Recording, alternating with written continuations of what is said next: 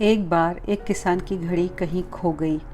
वैसे तो घड़ी कीमती नहीं थी, पर किसान को वह घड़ी बहुत प्रिय थी क्योंकि वह उसके माता पिता ने उसे उपहार में दी थी और वह किसान किसी भी तरह उस घड़ी को वापस पाना चाहता था। उसने खुद भी घड़ी को खोजने का बहुत प्रयास किया। कभी कमरे में खोजता, तो कभी बाड़े में, तो कभी अनाज के ढेर में, पर तमाम कोशिशों के बाद भी घड़ी नहीं मिली।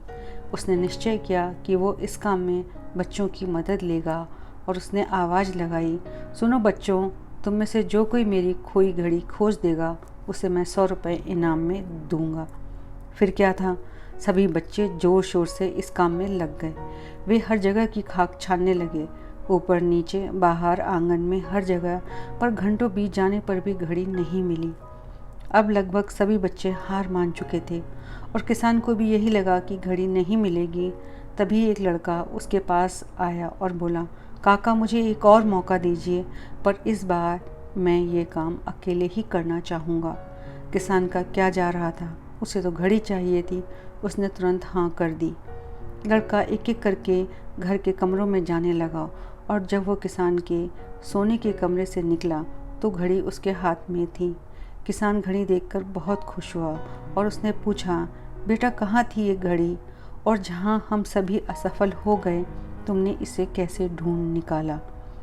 लड़का बोला, काका मैंने कुछ नहीं किया, बस मैं कमरे में गया और चुपचाप बैठ गया और घड़ी की आवाज़ पर ध्यान केंद्रित करने लगा। कमरे में शांति होने के कारण मुझे घर की टिक टिक की आवाज़ सुनाई दे गई, जिससे मैंने उस दिशा का अंदाज़ा लगाया और अलमारी के पीछे गिरी ये घड़ी खोज निकाली। फ्रेंड्स, इस कहानी से हमें ये शिक्षा मिलती है, जिस तरह कमरे की शांति घड़ी ढूंढने में मददगार साबित हुई थी, उसी प्रकार मन की शांति हमें लाइफ की ज़रूरी चीज़ें समझने में हेल्प करती है। हर दिन हमें अपने लिए थोड़ा वक्त निकालना चाहिए जिसमें हम बिल्कुल अकेले हों और हम शांति से बैठकर खुद से बात कर सकें और अपने भीतर की आवाज़ को सुन सकें।